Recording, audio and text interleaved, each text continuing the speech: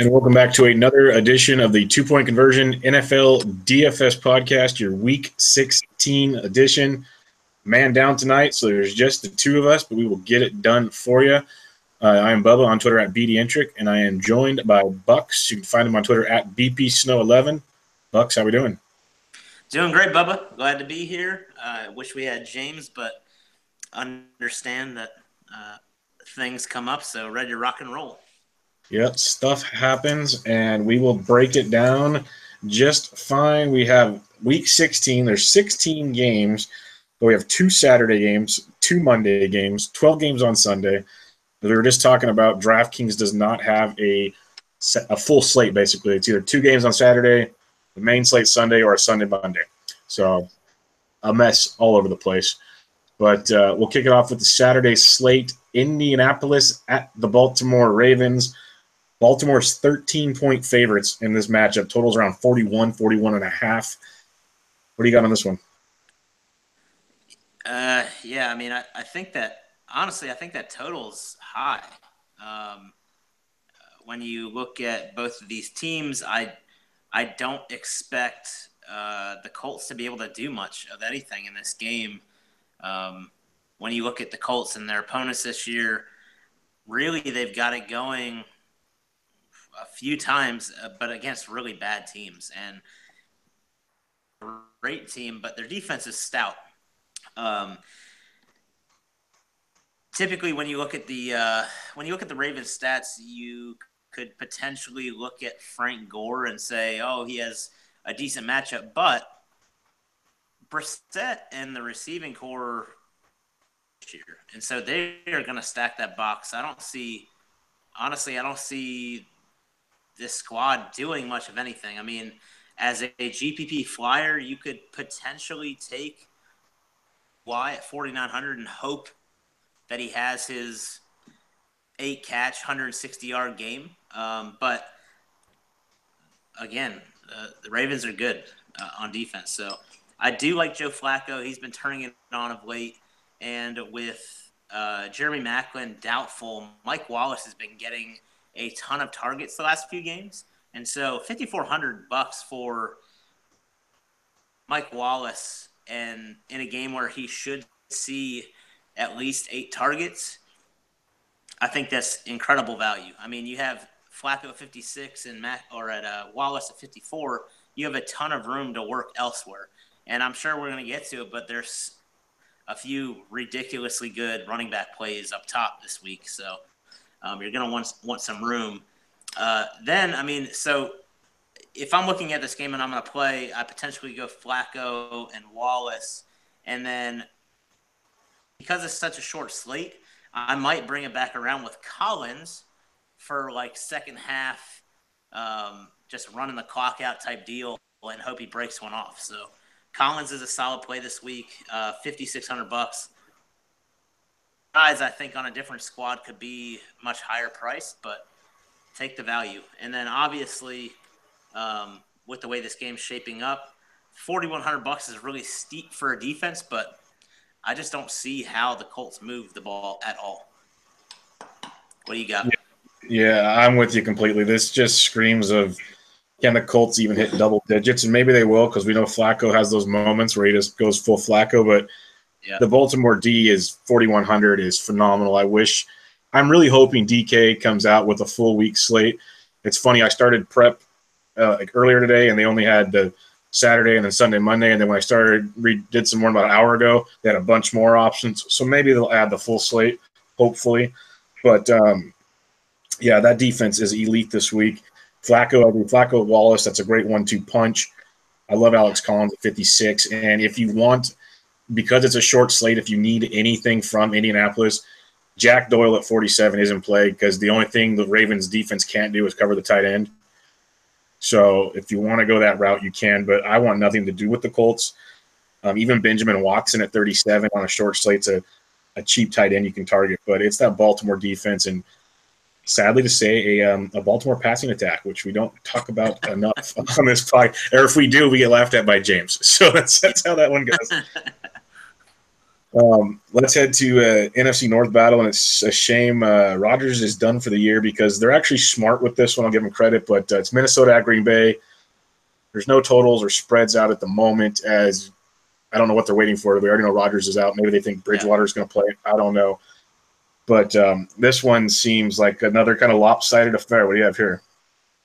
Yeah, I mean, I see this as like over-under of maybe like 41. And I see the Vikings potentially favored by like points or something. Like without Rodgers, Huntley started becoming a little bit serviceable, but not against squads like the Vikings. Like the Vikings defense is good, and the Vikings defense is $3,000. Yeah, on the Saturday slate, they are going to be like 85% owned. Mm-hmm. Because $3,000 for a defense playing against Brent Hundley, and you know how bad his receivers are when he's throwing the ball. So again, I don't see or Green Bay to get anything going.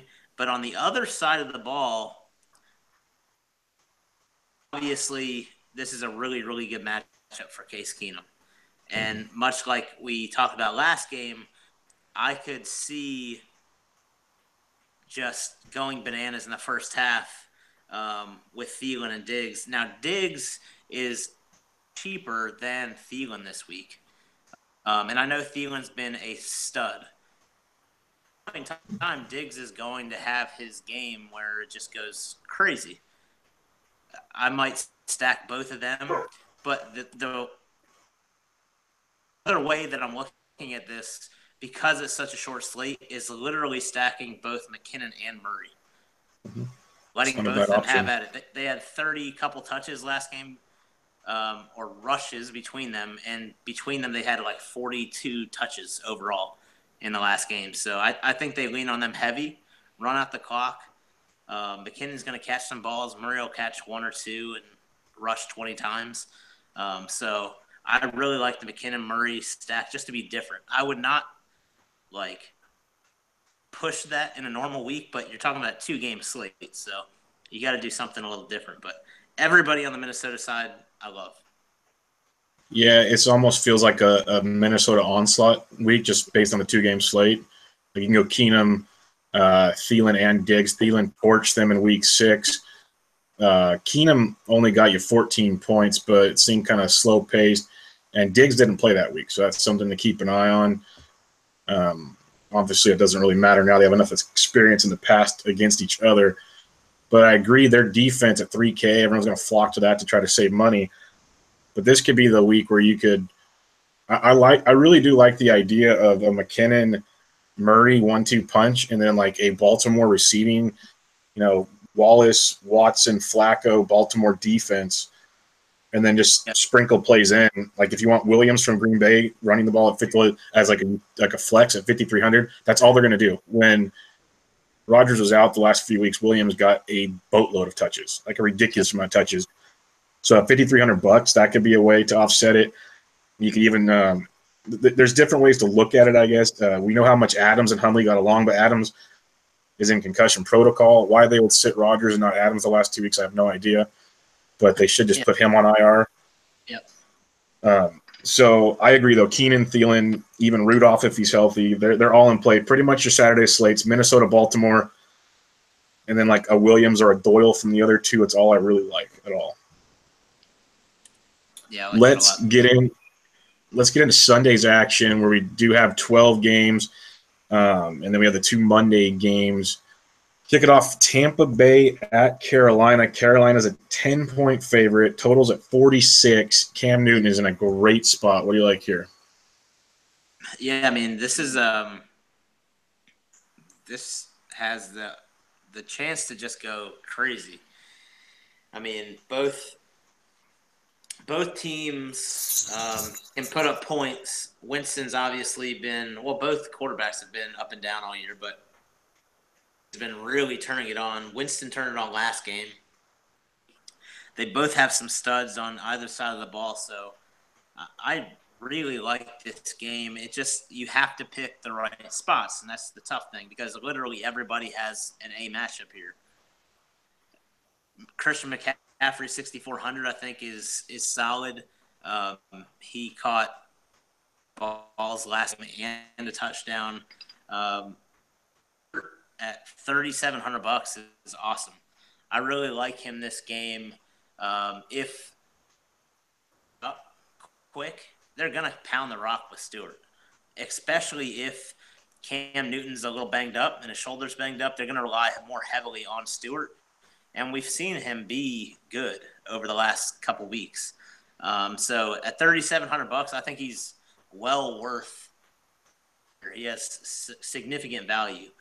On the receiver side, I'm not sure I can trust Evans yet, but at $6,400, he's still an elite talent, man. I mean, you saw some glimpses of it last week, and if Winston starts clicking with him, he's going to be one of those double-digit targets and multi-touchdown days potentially because they're going to have to keep up. Deshaun Jackson's questionable. I think he plays. But let's just say he is a little banged up going into the game. That's just more targets for. So I like Mike Evans. With Funchess questionable, Bird is looking like an interesting option. At $3,500, he's going to get some targets as well. And then at the tight end position, both of these teams are decent against the tight end, but Greg Olson's Greg Olson. $5,200 for Greg Olson is super cheap. And if Cam is a little bit banged up, with Funchess a little bit banged up, I fully expect Greg Olson to just eat. So I love this game. I can't wait to watch this one. Yeah, this should be a fun one. These guys always play each other really well. In week one, Carolina beat Tampa Bay, and Tampa Bay 17-3. Their defense played amazing. So if you think Winston's going to struggle, that Carolina D's at 3,100.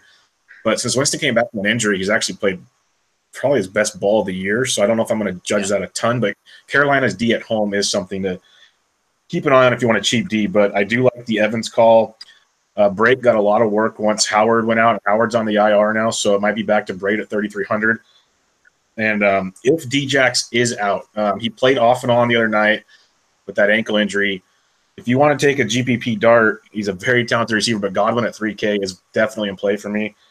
Yeah. If something official comes with Jackson, we've seen him be so good at 3K. That's way too cheap, even at regular price, basically.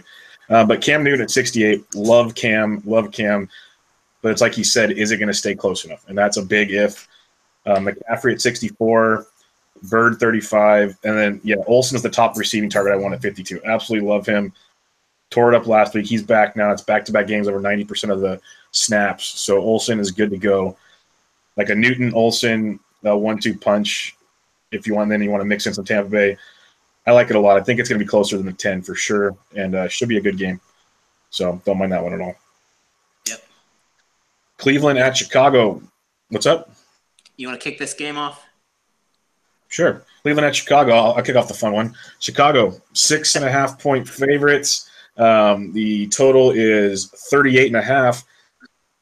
The initial reports I saw, I don't check weather too early, but everyone's talking about it. It's supposed to be cold, snowy, icy.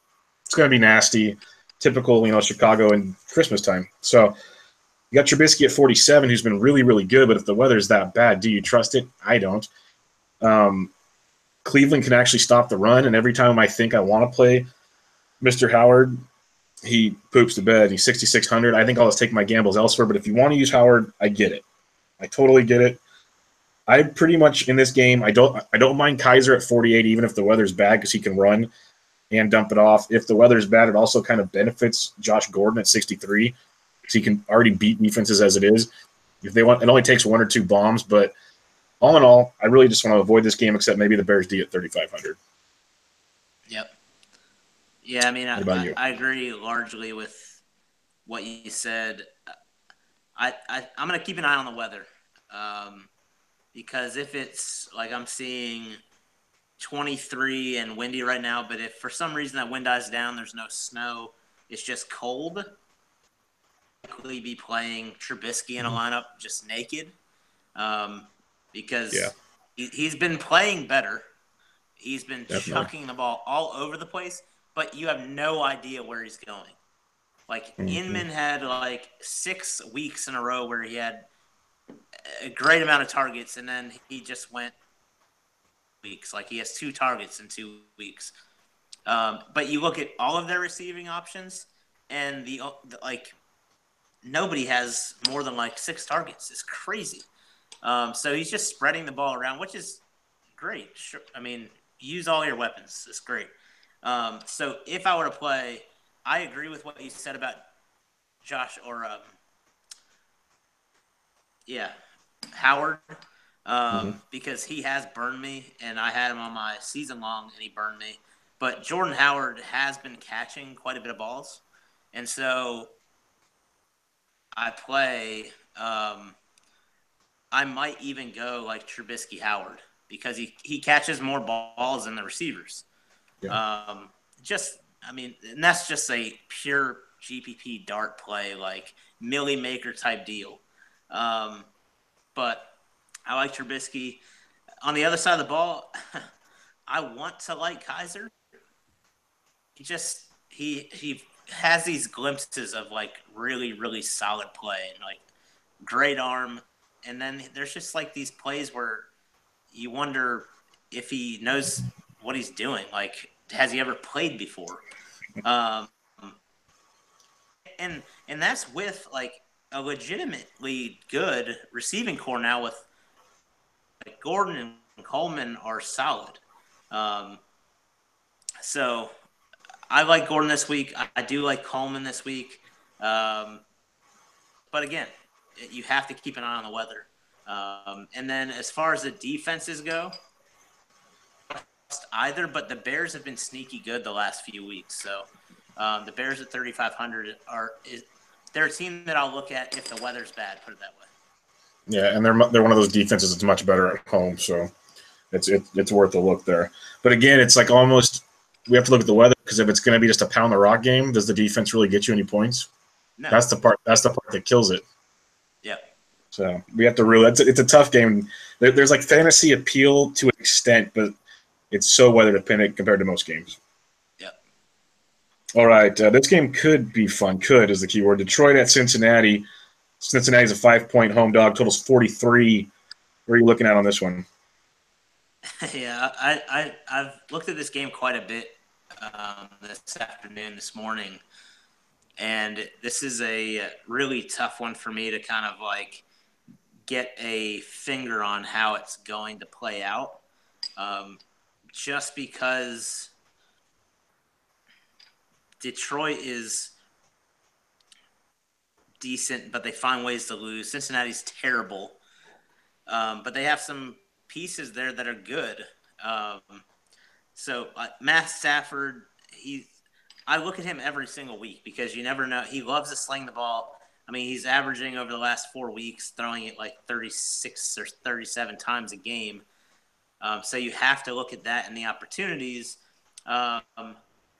But this isn't a great matchup. Like Cincinnati's been decent, but I don't think they faced a quarterback like Stafford in a while. So I like Stafford at 6,200 because I think he'll be low owned. And if I were to pair him with anybody, it's obviously going to be Marvin Jones because the dude's a beast.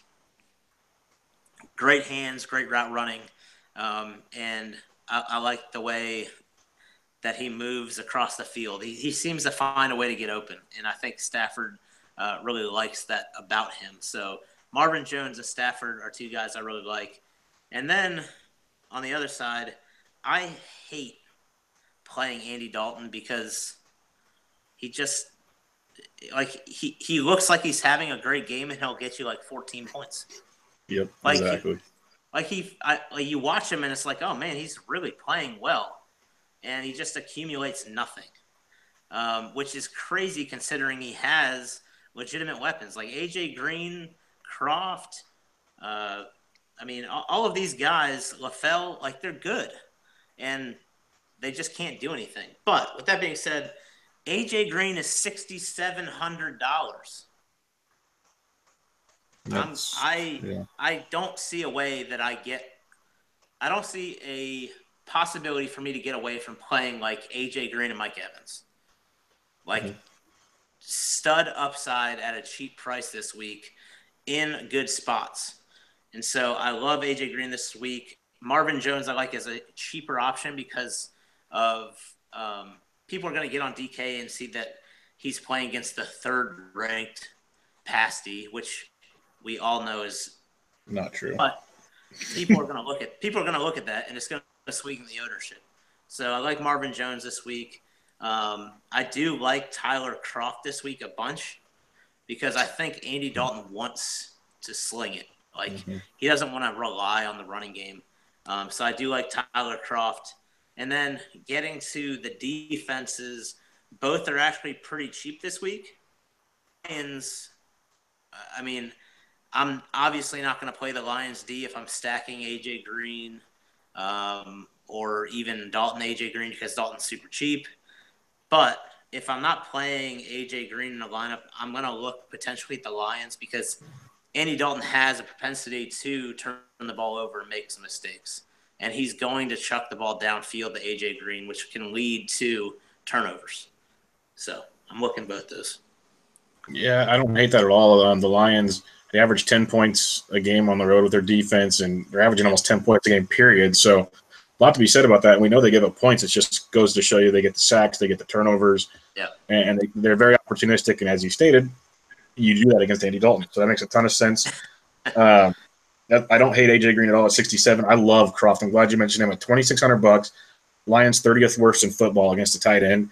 I think Kroft is great. We've seen him have big games against teams that can't stop the tight end, and Andy likes his tight end. So that's a phenomenal look there.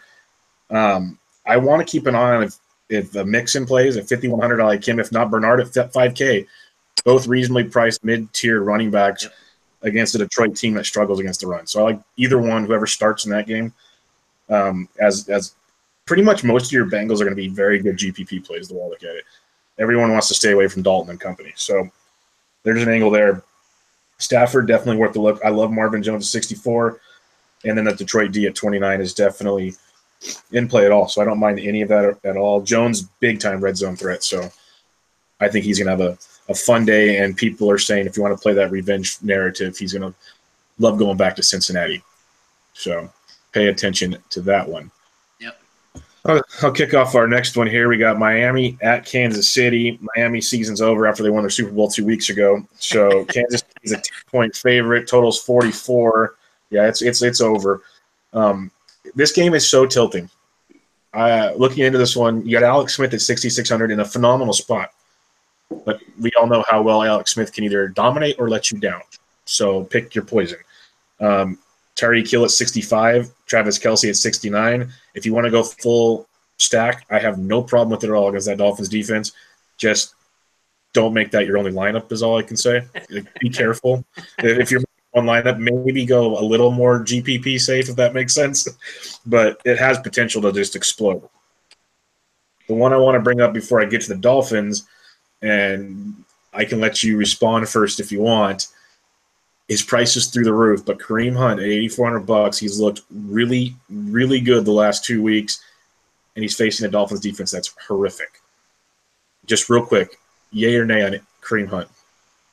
Absolutely yay. Okay, yes. So I just wanted to make sure because I know how much you despise this whole team pretty much, but I wanted to get out of the prices skyrocketed after we watched it plummet. Yep. But, man, if you couldn't ask for a better spot in Week 16, this is it. And plus the Chiefs need to win. So they're going to ride their horse. I like that a lot. The other side of the ball. I don't want to use Jay Cutler at $4,800. There's other options, but GPP Millie Maker style, he's in a good spot because the Chiefs defense is bad. Much better at home. Holes. Yeah, much better at home, but they are bad. If you don't want to use Cutler, that's fine. Kenyon Drake's up to $7,100. That price is ridiculous, but he's getting he played 95% of the snaps, I believe, last week, and like 96 the week before. They're passing him the ball. They're running him the ball. No one wants to pay $7,100 for Drake. His ownership will be very low. I don't mind it at all.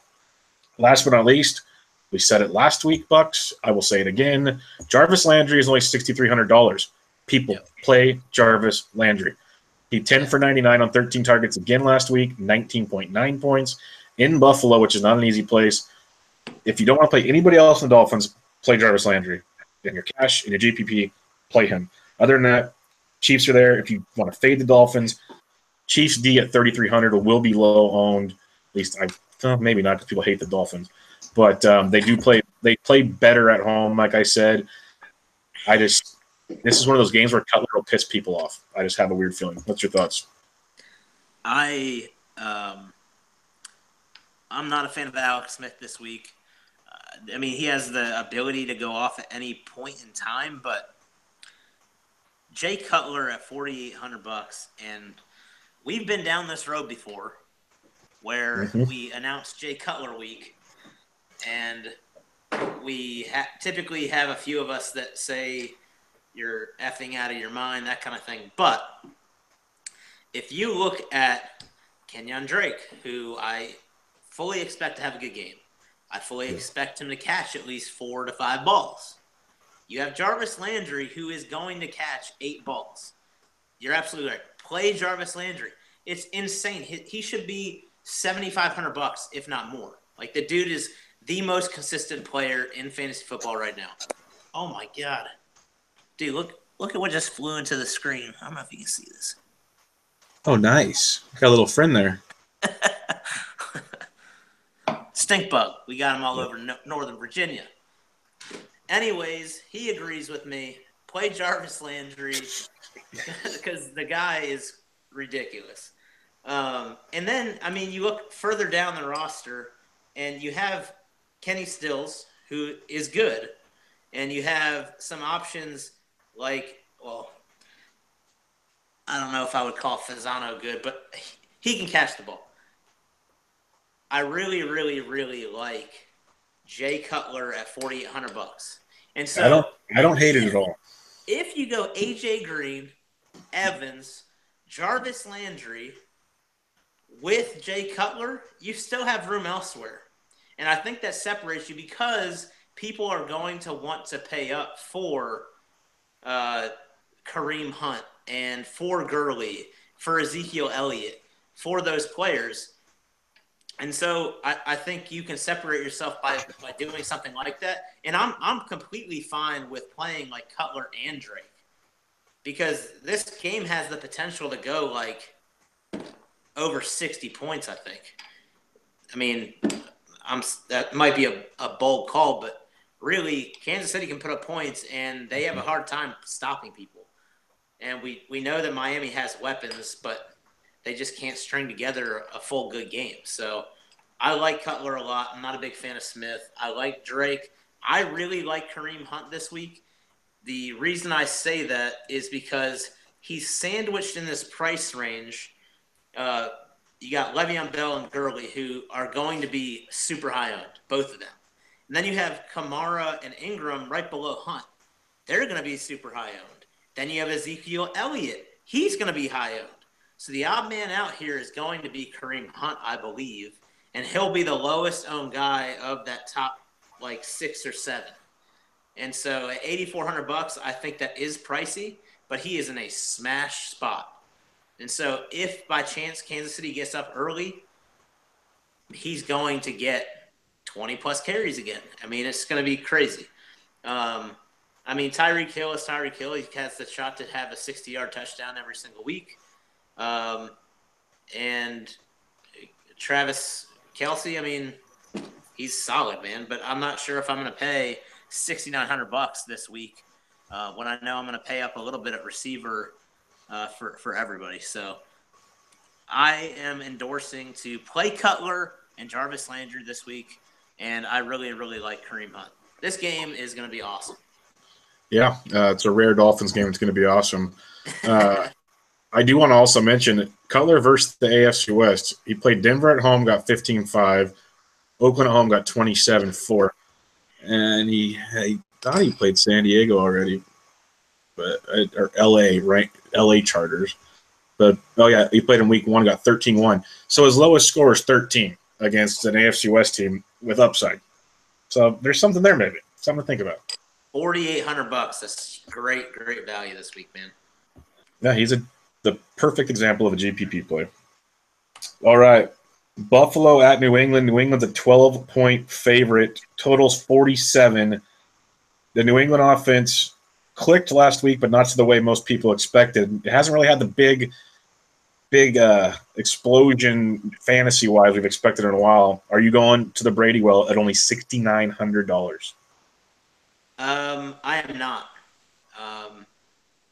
I was at the Pittsburgh game last week, and the majority of the damage that Brady and company did happened to be, and I know the whole game counts. That's great. But the majority of the damage that they did was in the last 2 minutes of the game, where they threw it literally 4 straight times at Gronk for 70 yards and a touchdown. It was just insane. They could not stop him. They could not. You literally could see Gronk walking up to the huddle, patting his chest and saying, "Give me the ball again." And they gave it to him again. And so, speaking of Gronk, though, a couple weeks ago, guess what happened when New England played Buffalo? Old Gronk took the dirty cheap shot and got suspended for a game, which was egregious in itself. Yeah. So I would say do not play Gronk, because I could see him not making it a full game. They're going to go at his knees hard and early. So that's an outstanding point there. I totally forgot it was against Buffalo. Dude, I'm telling you, and at $7,400,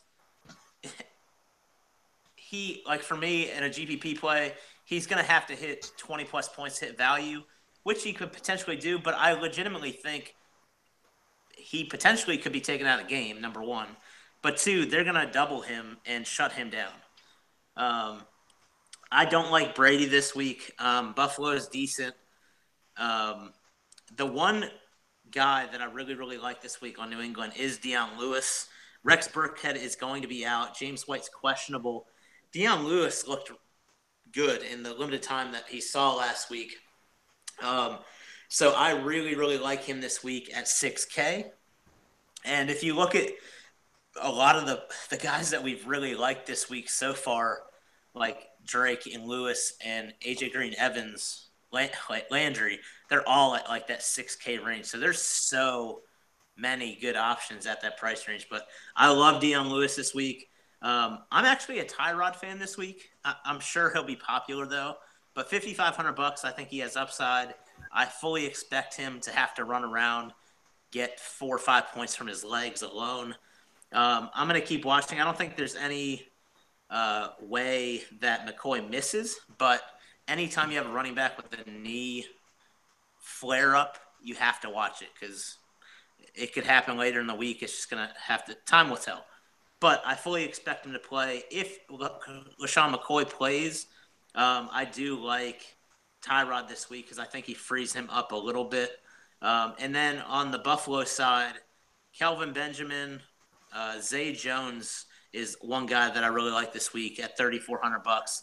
I think Zay Jones has the opportunity to break a couple plays.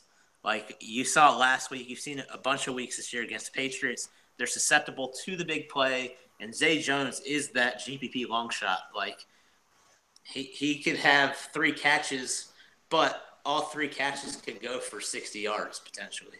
So I like that option. As far as tight ends go, I really like Clay at $3,800 because I think they're gonna have to pass to keep up. And then as far as like a defense goes, I'm not a huge fan of either, but Buffalo is min priced, and I'm not saying that you should play Buffalo, but they're really not that bad. And we've seen at times this year some mistakes made on that side of the ball. So if you pay up all over the place and need a cheap defense that will likely get you a few points, Buffalo could potentially do it. Yeah, I don't hate that. For the Buffalo side of the ball, I'm going to be definitely looking at Shady, unless, like you said, reports come out that don't look as good. But $7,800, he's always in play. Absolute monster. I don't mind Clay at 38. Good kind of middle price tight end there. And then on New England, yes, Dion Lewis at 6K is outstanding. That is a very, very solid play. You got Cooks and Gronk and Brady if you want, but I agree that Gronk thing's interesting. So I kind of stick with Lewis and see how the rest of the chips unfold there. I was actually thinking New England's defense is only 3K, which seems too low to me for New England's defense at home coming off that game. But at the same time, I started thinking that was such a physical game in Pittsburgh. Could it be like that whole Seattle impact the week after playing a game against the Seahawks back in the day? You were just beat up the next week. It'll be interesting to see how they play out on that one. But Deion Lewis at 6K seems very, very good. It's hard to imagine passing up so many options with New England with their highest total on the board, but it's hard to just narrow it down with that offense on what they're going to do week in and week out. If you trust Brady and Cooks, go for it. I don't want to pay $7,400 for Gronk. That's for sure. I don't see how there's any way that this game should be the highest total on the board. I don't. No, it's New England is the highest team total. It's not the overall total. Oh, okay. Gotcha. Yeah, I believe the next game is the highest total on the board. Yeah, I was going to say. Yep. The next one is. We'll go right there.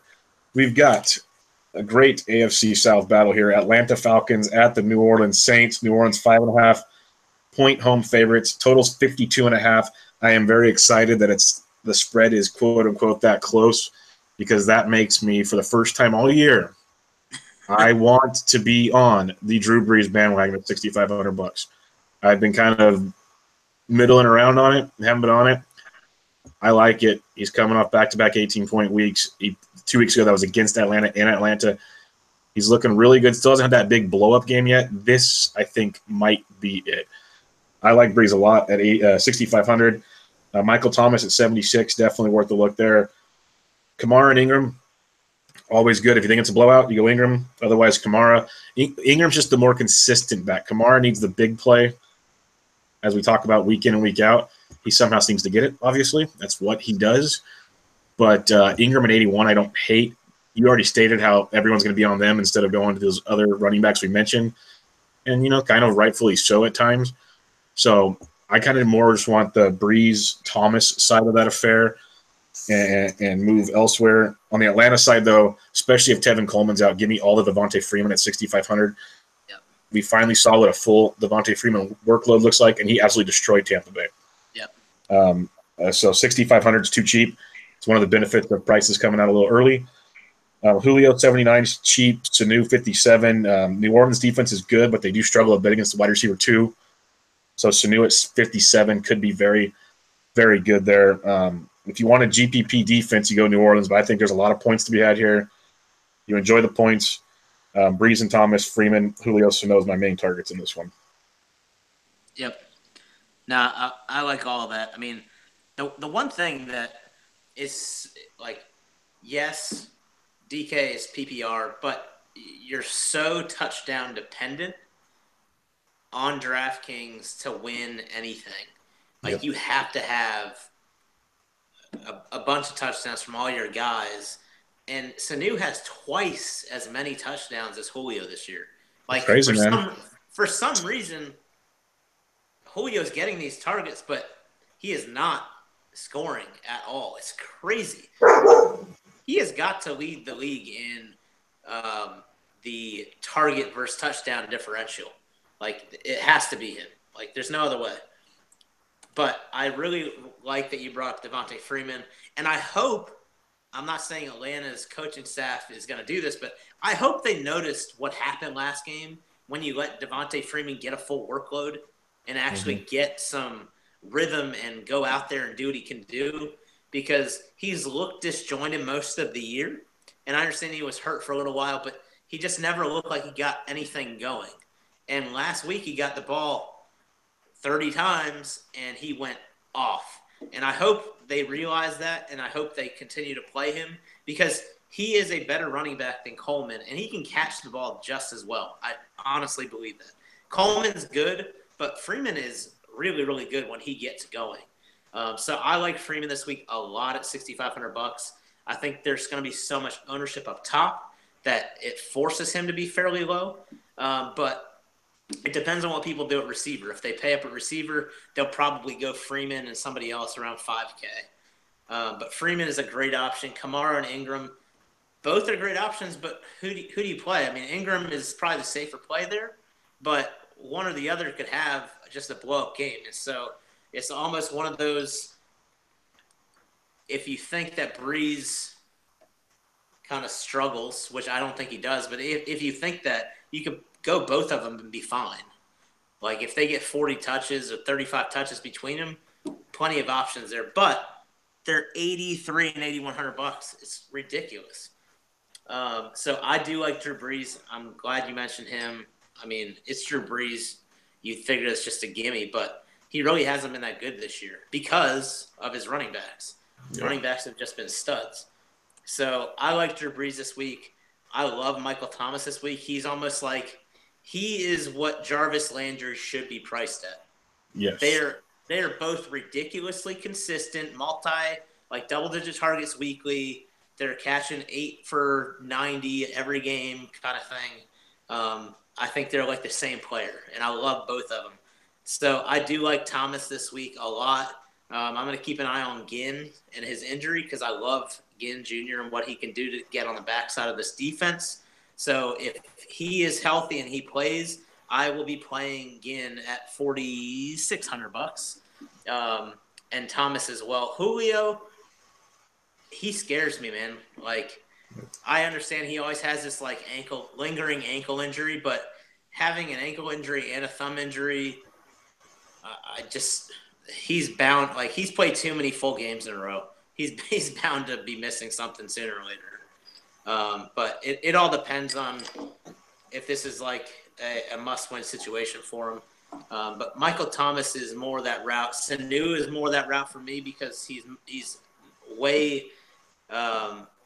more heavily weighted on the touchdown differential there. And then, like you said, $2,800 for a Saints defense that has been sneaky okay all year.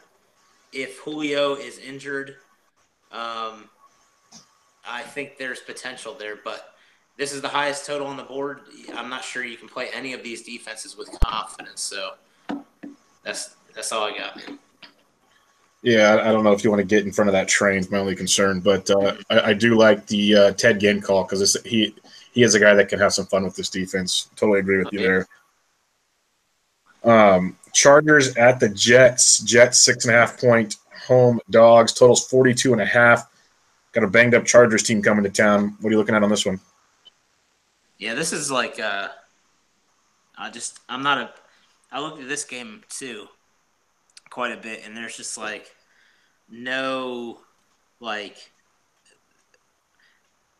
real heavy, like outside of potentially Keenan Allen. There's no options that just like stand out for me that is like a must play. Like Keenan Allen is as close as it gets in this game, and that's not like any bold call because he's good. You're going to get 8 catches or something out of him if the Jets can keep up. But Rivers is a solid option, $6,400. I think that at 65, Brees has much higher upside. I think that Cutler has higher upside than Rivers does, just from an overall point standpoint. And so I'm going to avoid Rivers. I am looking at Matt Forte again this week, but he didn't practice and his knee's banged up. If Forte is out and does not play, I will likely be playing Bilal Powell. I like the way he runs. He can catch the ball as well. And if Forte misses and he gets that full workload, I really like him at 4K. And if you're paying up at receiver, that's one of those guys you should probably target. So Bilal Powell, Melvin Gordon's a beast. Like, he's in the picture every single week. And at $7,200, that's crazy value for that guy. So if you find a way, this is a really good price, I think, for him, because you have some options at like 6,000, 6,500 that I think will be decently high owned. But then you have the studs that'll be like super high owned this week. And I think Melvin Gordon in this matchup gets lost in the shuffle. Yep. And I think with his pass catching ability, if they utilize him correctly, he'll be low owned, and he has 20-plus point potential this week, and every week for that matter. So I really, really, really like Melvin Gordon this week. So he's going to be one of my core targets just because of the ownership and his upside. On the other side, Austin Seferian-Jenkins is another guy that I'll be looking for. And how about Gates at $2,500 as the kind of the sole guy? I mean, he won't be the sole guy, but he should see the majority, if not all, of the red zone targets when they get down there. Hunter's out of the picture, so I'm locked and loaded on Gates at $2,500. Yeah, don't hate that at all. It's either, to me, you either think Rivers is going to do his thing at 6,400 with Keenan Allen, who's banged up at 77, maybe some Tyrell Williams at 42. But the guy I'm focusing on, you nailed it, is Melvin Gordon at $7,200. The price is cheap. He's going to be lost in the fold. He is averaging almost 24 points a game on the road this year compared to 12.6 at home. The targets that Henry might have gotten in the short passing game could easily go to Melvin Gordon. He could be that valve that Phillip Rivers looks for. I think he is a great spot at $7,200. I love Melvin Gordon this week. I think you could do a Melvin Gordon Chargers defense stack at Chargers D at 3,700 against the Jets. I don't hate that correlation play at all, unless you go with the passing game. On the Jets side, I agree with the Bilal Powell at 4K. One thing I want to mention in like a GPP Millie Maker type idea is Robbie Anderson's 5K. I know we loved him. He slowed down because of obviously our boys out, McCown. But last week he did get 12 targets, 5 catches for 40 yards. All he has to do is sneak one of those into the end zone. He didn't even catch 50% of his targets. So 5K, we know the talent's there. The Chargers can be beat deep. This is a GPP guy that's not horrible at $5,000. You just got to keep an eye on that injury. Hip injuries for receivers is typically not good. Have to move around like that. Most definitely. Good point there. So that's where I'm looking there. I love Melvin Gordon. I think that's a great play in the Chargers D at 37 with we'll talk about the Jags in a bit, and with the Ravens being on Saturday, they're one of the high-priced Ds that I really, really like this week. Yep. Rams at Tennessee. Tennessee 6.5-point dogs. Totals 48.5. This is a game I am going to be attacking. I love Jared Goff at $6,100. I think this is a phenomenal spot for him. Gurley at 91. He's always a great play, as people saw last week. If you want to pay 91, I don't hate it. You got Lev Bell, I believe, 99. Those are your big boys. If you want to pay up, knock yourself out. I'm not going to tell you not to play Gurley, but it's going to really hamper things for you. But he's a great play. But Goff connected him with Robert Woods at 6,500 is definitely live. Woods came back last week, 6 catches on 7 targets. He had 16.5 points. He's been productive all year when he's been healthy. So he's great at 65. If you want to go to Sammy Watkins at 44, he's their wide receiver 2 right now. And the Titans are worse than all of football against the wide receiver 2. So if you want to get sneaky, you can go there. But I just prefer Woods at 65. I think it's a great play there.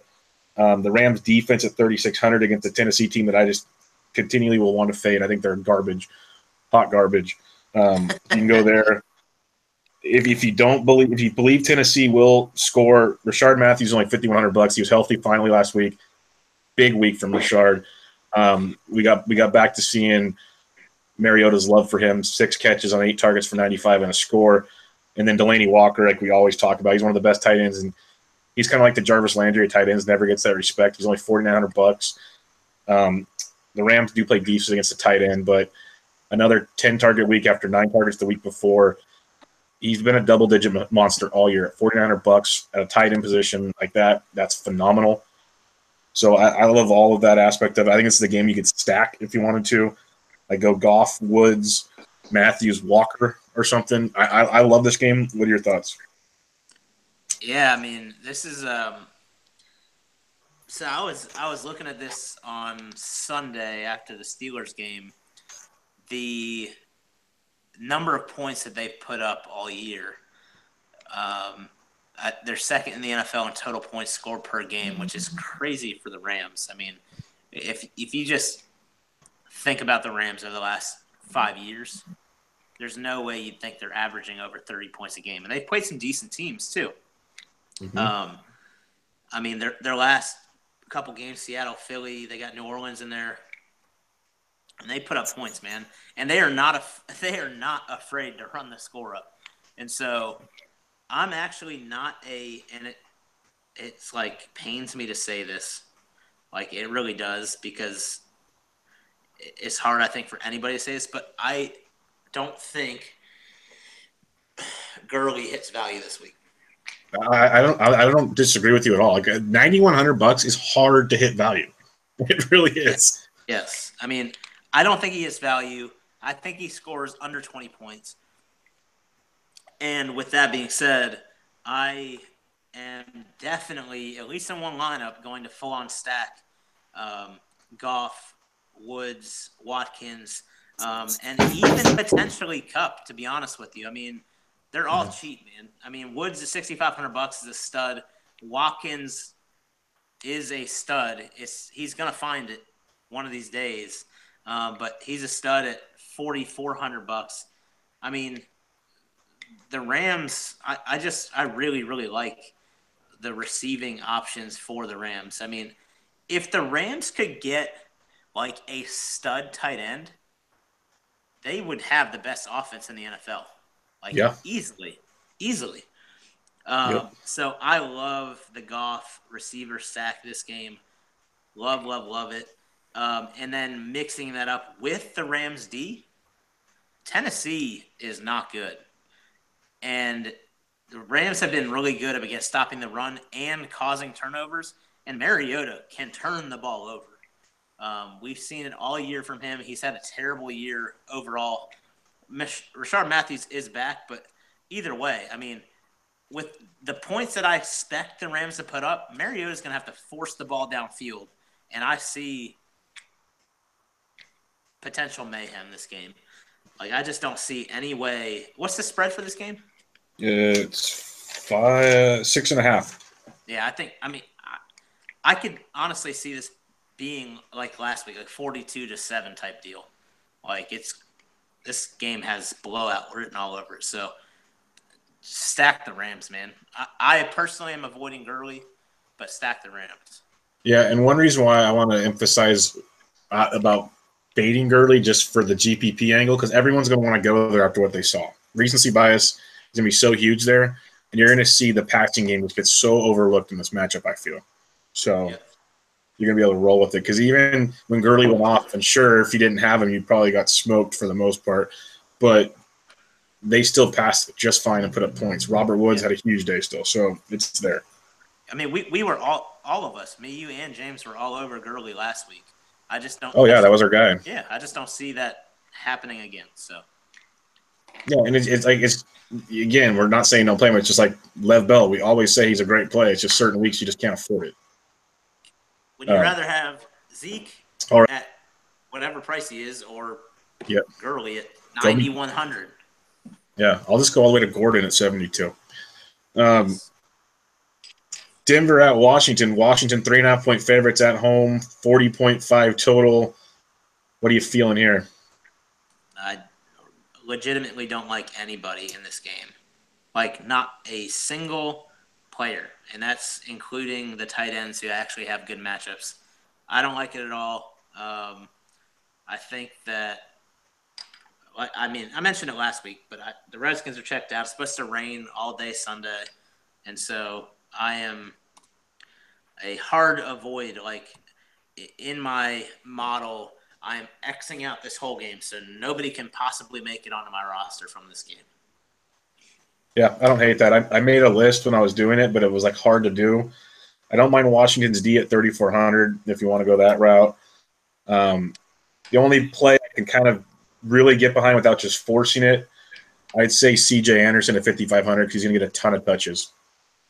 He's got, I believe it was 20-something. I got it right here. I think he almost 30-something touches his last time out. And I could see that being – had 30 carries last game at Indy, 22 the week before, 15 and 4 catches the week before that at Miami.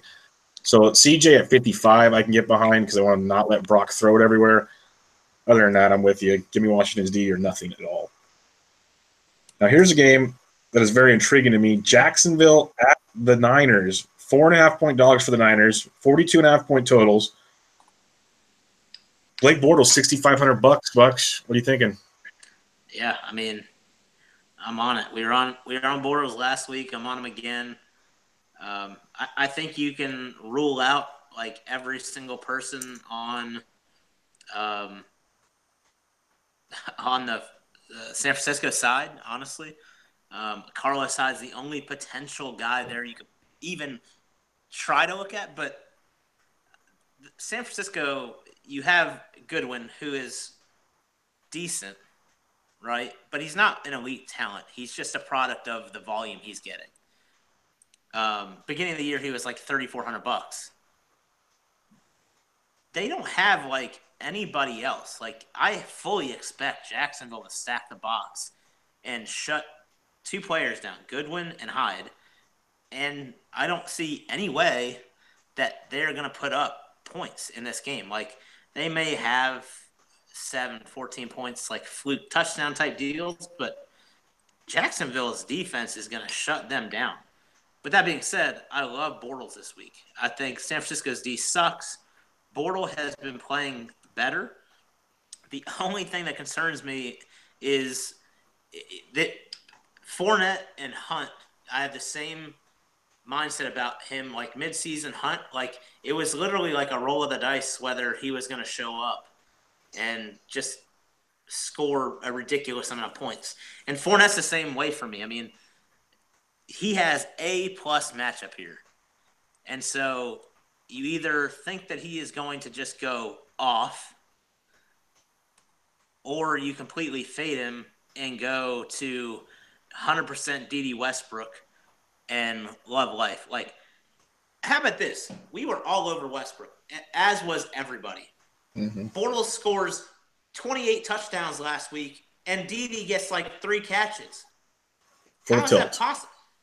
Dude, I legitimately had my phone at the Steelers game, and I was like, oh, Jacksonville scored another touchdown and another touchdown and another touchdown. And I wasn't checking like the full like game stats. After the game, I pulled it up, and I was like, who are all these people scoring touchdowns right now? Yeah. Like, Mickens gets two fullback scores. Like, what the hell is this? Yeah. I was like, are you kidding me? Like, the worst possible scenario. But all aboard the DD train again this week. It's going to happen. Calling it. Yep. It's going to happen. This game, that Rams game, like, you could full on stack a lot of these. Like, Keelan Cole looks good. I mean, you got to look at, I guess, Mickens too. Allen Hurns, if he's back, he's solid. But DD Westbrook, Fournette, I mean, all of those guys that are going to gravitate up top.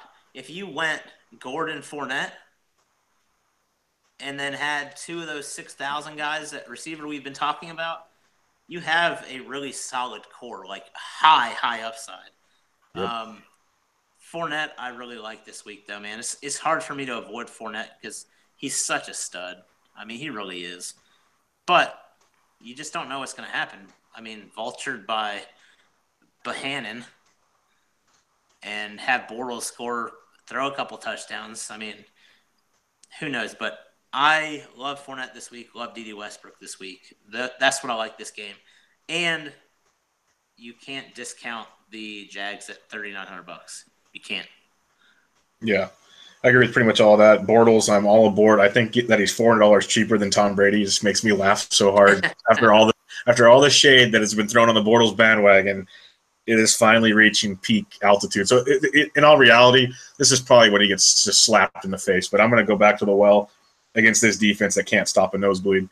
6,500. I love DD at 61. I hope everybody says always garbage and just recency biases the heck out of it, because I will be back on that. The odds of Mickens getting 2 more touchdowns, get over it. It's not like, really. If he does, then it's just not meant to be. Cole at 47 is fair. He's had 3 straight just phenomenal games. So I like that little threesome right there. I have not been a Fournette guy all year. I just can't play that tilting game. He's like Howard to me from the Bears right now. I just can't do it. I love him. I'm not blaming you. Like, I get it. I get the whole appeal. I just can't do it. Carlos Hyde at 5K. He's an option. The option I like from the Niners, if you want to come back with somebody, he's been getting a ton of looks, especially in the red zone. Garoppolo likes it. Maybe it's a Patriots thing they went over. But Garrett Selleck is $2,800 coming off back-to-back 15-point weeks. Of course, he found the end zone, which obviously is clutch for that scenario. Yes. But I do like him to get some targets in this defense where you're saying, and I agree, sacking the box, shutting Goodwin down. There's going to be options for Selleck to be that kind of escape valve for Jimmy G. So I like him at $2,800 as an option in this matchup. It kind of feels like that Kittle game earlier this year where he finally blew up. Yeah. Selleck at 28 has that feeling to me in this one. Giants at the Arizona Cardinals. Cardinals 4-point home favorites. Totals 40. My God, what a crap bowl this is. Drew Stanton, $4,500, sadly has appeal. He was getting 15 points a game when he was quarterback. I don't want to live in a world where I have to go to Drew Stanton, but he has appeal. I more prefer Kerwin Williams at 43, but if he's banged up and doesn't play, DJ Foster's only $3,400. I think he makes for a very nice, cheap running back option for the Arizona Cardinals against a Giants defense, which is putrid. Fitzmagic at 68, I absolutely love. I don't care at Stanton's quarterback. Because let me give you a little stat here. Last time Stanton started was against the Seattle Seahawks. I believe it was week 10. Yes. Fitzgerald had 10 catches on 14 targets for 113, 24.3 points against Seattle. And that's when Seattle's defense was good. So he will force it to Fitz over and over. And Fitz has been quiet lately. So Fitz at 68, I like a lot, especially $100 more than AJ Green and a couple more than Evans, a little cheaper than Julio and stuff. I like him in there at $6,800. Arizona's defense at 3K, don't hate that either. If you think last week is what's really is real life with the Giants beating on the Eagles defense, well, you can stop drinking. But if you really believe it, for some reason, you think Patrick Peterson's not going to shadow Sterling Shepard.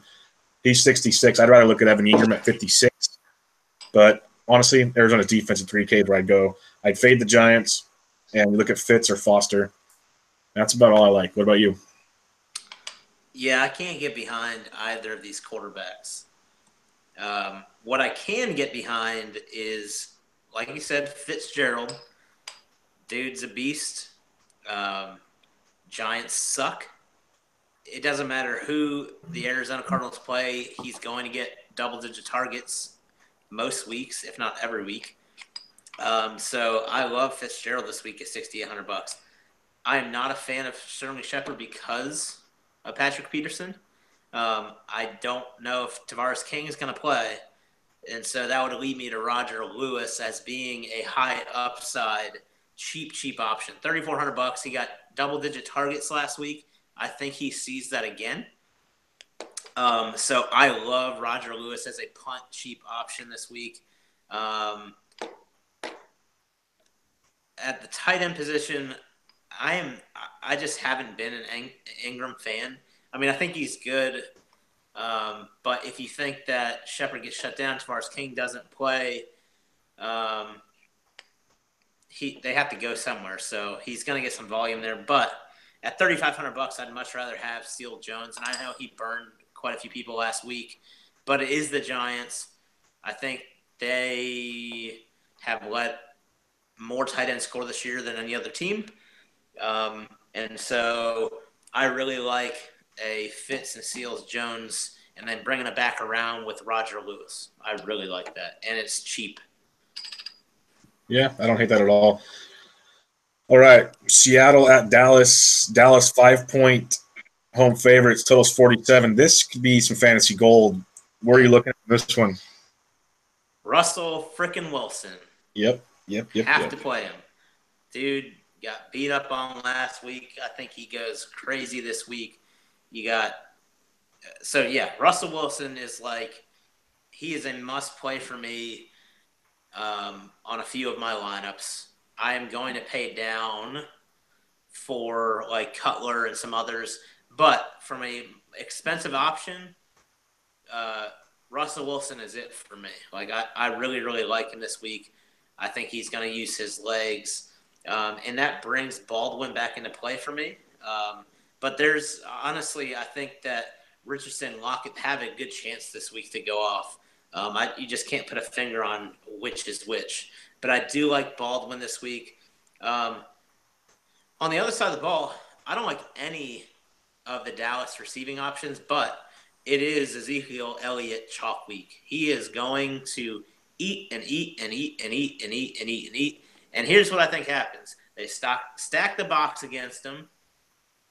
which is fine. I'm not sure it matters too much, but they stack the box against them. They let Dez try to beat them.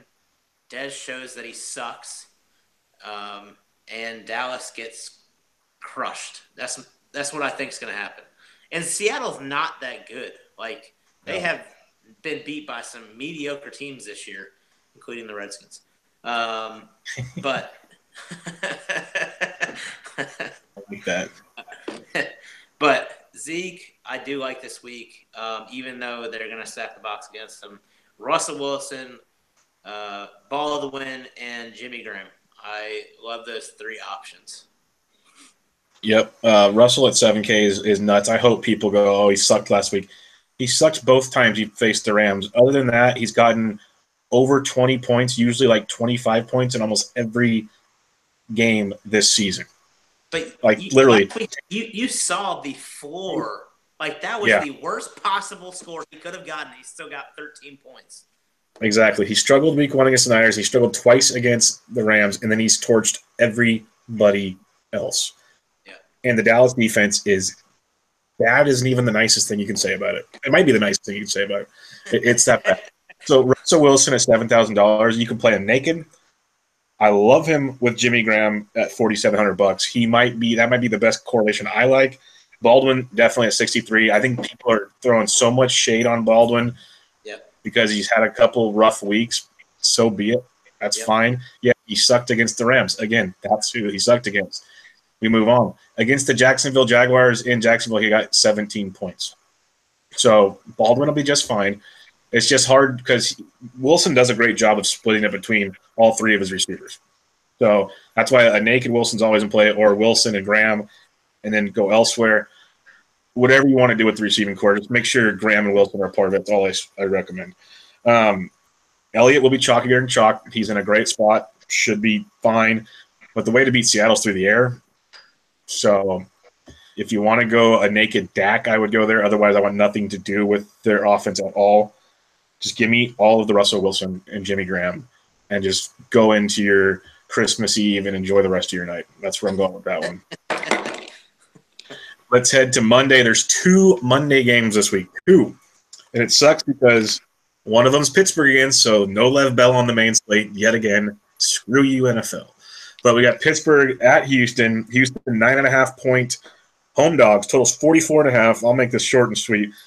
Go Big Ben at 1 at 67. Juju at 64. Martavis Bryant at 56. All phenomenal plays. But it's the Lev Bell show at $9,900 with the Pittsburgh D at 34. That's where I'm locking and loading. Hopkins at 84. I will never not say play DeAndre Hopkins. He gets his week in, week out, no matter who they're playing. So DeAndre 84 is there. Lamar Miller is okay at 5K, mainly because it's a 2-game slate. If you're playing the full week, I'd go elsewhere. But really, to me, this is Bell. This is Pitt's defense. Get cute with the passing game if you feel like it, but I'm not even going to make this complicated. That's where I'm looking. Yeah, I agree. I mean, I feel like you have to play Hopkins every week. I'm not playing him this week at $8,400, but like he's gonna get his every single week. I just think there's better options on the slate. Legitimately, you could go the receiving options for Pittsburgh and be 100% fine. Especially, I really do think Martavius breaks out here. He had a couple really, really good games or really good catches last game. And I think Ben's going to have to go there with AB out. So I think they're going to try to work him the ball and get him ready for the playoffs. Same with Eli Rogers. Eli Rogers ran the majority of Antonio Brown's routes when he was out last week. So keep an eye on that because he's super cheap this week. And if he runs some of those routes, he's going to be a guy that Ben looks to early and often. And last year, if you remember, Eli Rogers was a target monster.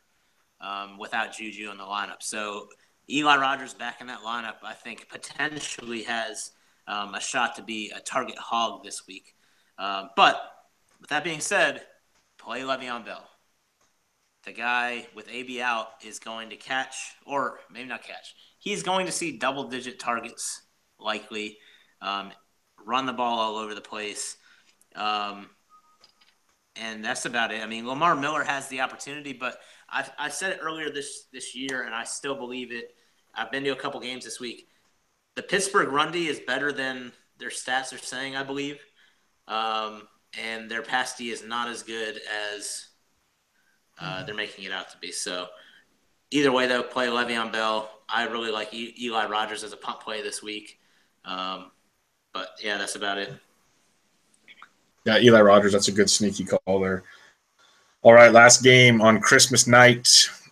Oakland at Philadelphia. Somehow Oakland got back-to-back Monday night games. That's pretty impressive. Don't know how they did that one, but it's in Philadelphia, so that'll be a blast.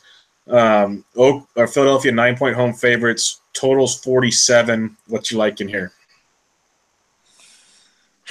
Yeah, I mean, I was I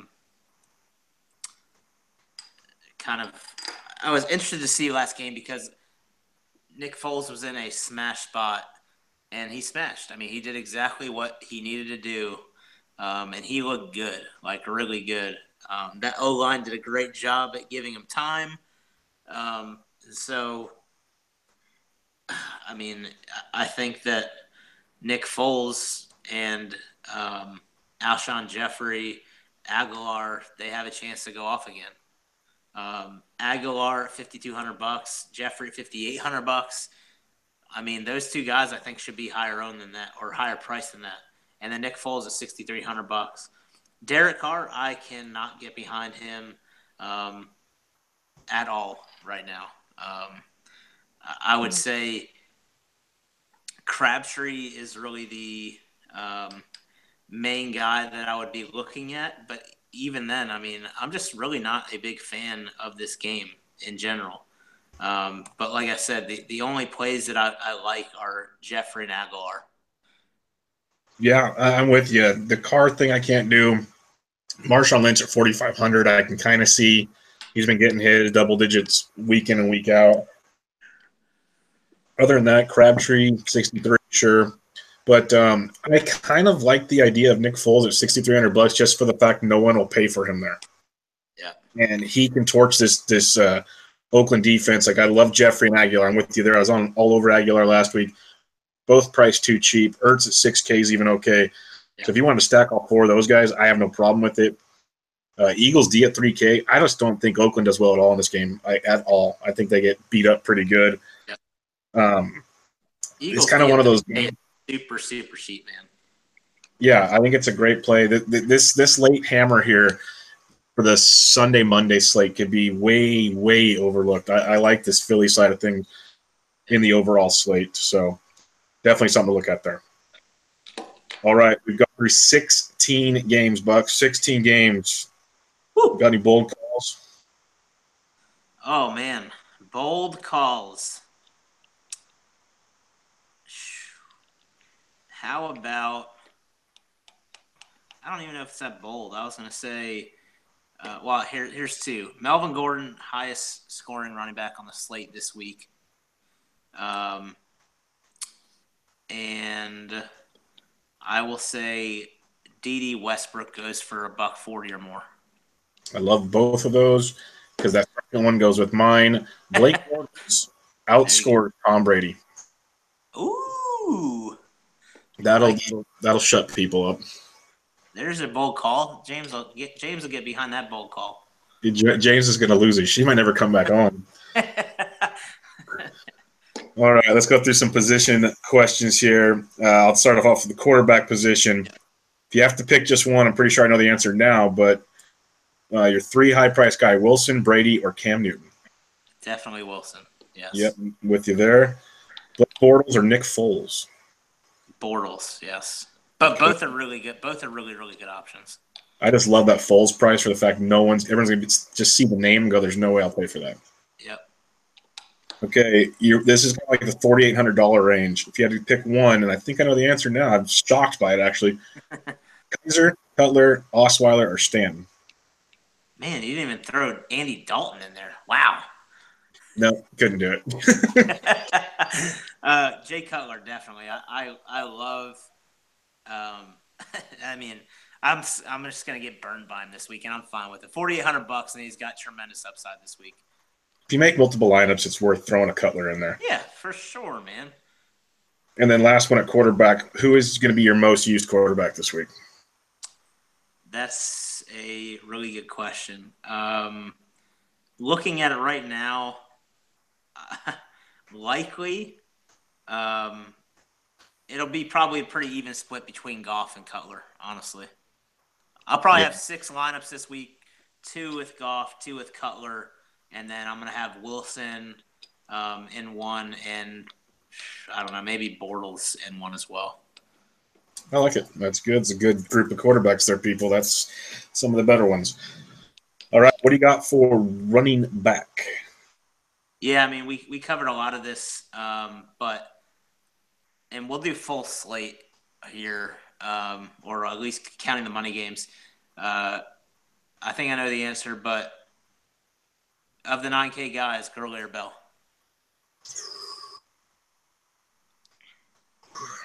Because I want this game to be a passing game, I'm going to go Bell. But Gurley's so damn good. But Bell, give me Bell. Yeah. I mean, I don't know how you can possibly go against him, especially with AB out. Yeah, he's going to get so many catches. It's going to be silly. Yeah. Of the top 10 price-wise running backs, which takes you down to Drake, who do you think is the lowest owned guy there? Lowest owned guy. Honestly, I'm going to say Drake just because no one's going to pay that price. I'd say Kareem Hunt. Yeah, I was going to go either Kareem Hunt or Gordon this week. I hope people wisen up to Gordon. That's just too damn cheap for that matchup. Yeah, you just have like Fournette around him. I mean, Drake's been hot fire. Elliott. It's stacked this week up top here. I think they actually did a good job pricing this week. Yeah, I agree with that. So here's my next question. Devontae Freeman or McCaffrey? If no Tevin Coleman, give me all the Freeman in the world. Otherwise, if Tevin's playing, I want McCaffrey. I like it. Who is your favorite, I would say, under 6K guy this week? Under 6. So I can't take Deion Lewis because he's at 6. Oh man. That's why I went there. I knew it was going to be Lewis. Yeah, Lewis is easy. Last week we had so many guys in this 4K range, and we just don't have it this week. I kind of want to either go Mixon or Bernard, whoever starts there in Cincinnati. Yeah, I like that. The other guy that I was looking at pretty closely that has a decently choice matchup, I just don't know if I can trust him yet, is Mike Davis with Seattle. Yeah, I can't trust him. It's a great matchup, especially for the passing option, but I can't do it. Yeah. All right. That's all I have for running backs. Let me move on to wide receivers. Out of the 7K and above guys, so you can include Hopkins here, who do you think scores the most points, and then who do you think is the lowest owned guy? 7K or above. Yep. Most points, I'm going to go with Michael Thomas. I like it. Lowest owned, I want to go DeAndre Hopkins because no one plays him. Yeah. And he's when you look at Julio, Allen Thomas, AJ Green, all under 8K. Yeah. He might be on like the million maker winning lineup, Hopkins, because he's going to be like 5% owned. Literally, let me just – I was going to read it off when we were talking about the game and I stopped. There's only 3 games this year where he has less than 10 targets a game, and 2 of those he had 9 and he had 8. He had 1 game where he had 4 targets. Other than that, he's had 8 or more targets in 14 of 15 weeks. You can't ask for anything more than that. And coming out, Pittsburgh was banged up, man. They got banged up last week. Yeah. 3 straight weeks now. Yeah. I think I'm starting to – I'm not sure I want to pay up, though. But Savage loves him. Remember how he wanted Savage to be his guy in the preseason? Everybody loves him. That's fair enough. No, I get it. I think you're right, man. $8,400 is paying up, but you're getting a 5% guy, I think, this week. Yeah, no one's gonna own him. It's crazy. Especially when my next is 6K range. Who's the highest scoring guy? Who's the lowest owned guy? Because this is where it gets hard, man. This is loaded. Oh man. Lowest owned, I'll go Sterling Shepard. Yeah. But it's probably I won't even own him.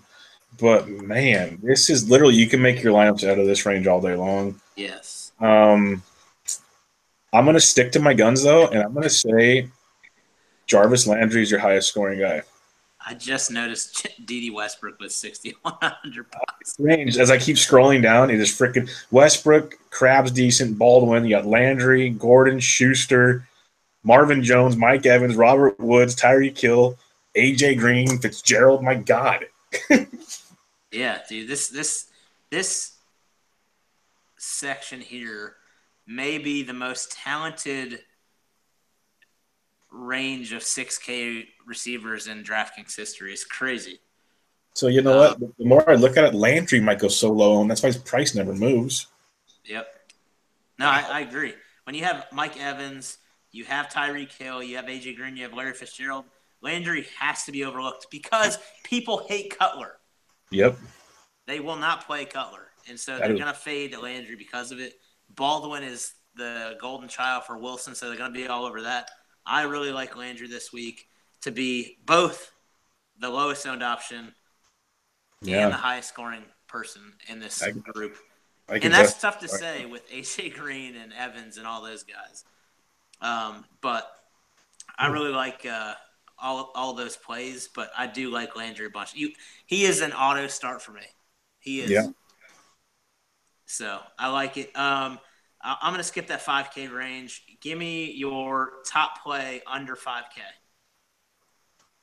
I guess I'll be chalkier here. Give me Keelan Cole at 47. Yeah, I mean, so a couple guys that I'm looking at here. One is going to be I already talked about him, but I think Zay Jones has the chance to have a good game. I think they're going to have to put up points. I'll mention three guys that are cheap. Roger Lewis is another guy I really like this week because Sterling Shepard, I think, is shut down. And I don't think Tavares King plays. So Roger Lewis, I think, steps up here. And then the other guy that I'm not going to play this week, I am just going to keep a close eye on. But Eli Rogers at $3,800. Keep an eye on the routes he runs, the number of targets he gets, because he could be one of those guys where Ben forces him the ball to get ready for playoffs. Same with Martavius Bryant because they've both been kind of on the outside edges of targets over the last 6-7 weeks. But Eli Rogers, especially a guy that is coming off the bench into the starting lineup now, I fully expect Ben to force feed him the ball in this matchup. Yeah, one other guy, watch the D-Jacks news. Chris Godwin at 3K is too cheap. Yep, for sure. All right, tight end position. They're kind of all in the same range here. Greg Olsen, Delaney Walker, or Jimmy Graham? I am going to say Greg Olsen. Just because Funchess being a little banged up, Cam freaking loves feeding Greg Olsen the ball. Big time. He could have a multi-touchdown game, no problem. Both $3,400. Vernon Davis or Jesse James? Jesus. Neither's an option, too. Oh, my God. This is brutal. I'm going to say Heath Miller. Jesse James. Yep. Your top tight end under $3,000. Yeah, so this is actually I'm glad you brought that up because there are a lot of really, really solid options here. I mean, you have Tyler Kroft at 2,600. You have Njoku. You have Safarian Jenkins, Deion Sims this week. Who is there's another 2,500. Gates, yeah, Gates. I mean, all those guys have huge upside this week. If I had to choose a single guy, though, I think I'm going to have to go with – man, that's tough. I have to go with Gates. I mean, I have to. Yeah, I'm going to go Garrett Selleck. Better quarterback out of those. I mean – True. Very true. All right. Who is your favorite defense of the week? You're like a high price and a low price, I guess. Yeah, for a high price, I really, really like the Rams this week. And I think at $3,600, they're worth it. I think a very mispriced defense this week is the Eagles at $3K. I love them. And then a cheap defense that I think has upside this week this is proceed with caution, the Bills. Yeah, I get it. And just for everyone to reminder, the Ravens we like the most, but they're on Saturday only. Yes. Rams, Bears in that mid-range, like you mentioned, the Rams are in a great spot. I agree completely with the Eagles at 3,000. That's just silly. And if I have to go with a mid to cheap one, man, it's pretty brutal down here this week. You're right. Maybe the Lions at 2,900 versus Dalton. Yeah. Or Seattle at 27 versus Dallas. Their defense is bad. Seattle at 27 is a team that I looked at pretty hard. Yeah, I could see that being an option. Well, Bucks, week 16 in the books. Any final thoughts? Yeah, I mean, keep a really close eye on injuries, especially this late in the season, and keep an eye on the teams that are actually playing for something. Yep, that one. That's going to be important. Yep, that's what I was going to talk about. Make sure that teams actually care. Otherwise, blowouts happen, guys rest, and it just ruins your entire Sunday. And that's Christmas Eve, and you already be drinking with your family. You don't want to just be pissed off, too. So think about that. But good luck to everybody. Happy holidays. Enjoy your weekend with your family and friends. Be safe. We'll catch you guys next week. Bucks again on Twitter at BPSnow11. James is at Pater_DFS. He'll be tweeting stuff out through the week, so check him out. I am at BDintric, and week 16 in the books. We'll catch you guys next time.